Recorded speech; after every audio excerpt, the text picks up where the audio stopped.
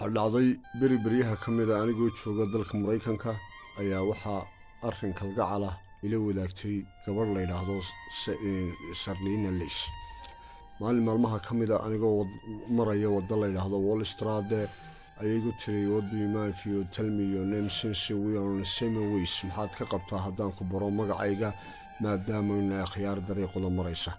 markaasaan ku what the value doesn't name sahab me and waa introduction wuxuu magacaagu aniga faa'iido gelinaya maxaan sa cilmi ka baranayaa ama wuxuu faa'iido leeyahay maxaan sa cilmi ka baranayaa.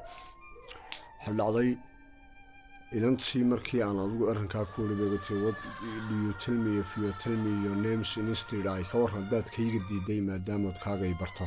markaasaan ku what the stupid boy in Australia and a travel illing like me boy salam xayba inaan faantaarada dhibaysa inaan xarraboonayo sidaydoo kale. way xanaaqday waxay ku tiri if your temperature of your blood reach 100 centigrade for love haddii heerkulka jirkaagu gaadho jacayl daraadii 100 centigrade ron lagma winus hagraacin daaqadan leh. waxba hadal lama badiyo inantii sidii ayaan ku kala tagnay. maalmaha ka mid ah anigoo meel magaranaysa bin station shidaal kaga subanaya ayay ii timi anigoon arkayn muraayadan ka arkay dan markaasaan waxaan ku wili waxay ku tiri kuuri tag me iblis ma qaadi kartaa fadlan. markaasaan ku wili fiyooni almi gaadida maskawi haddaad sadaqa doon tahay masaajid way badan.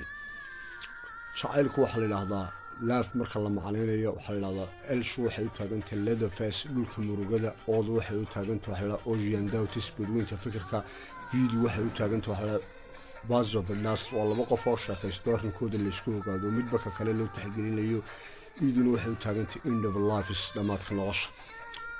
markaan ku wili haddaad sadaqa doontay masaajid way badan yihiin ayay kalgacayl ay muujisay.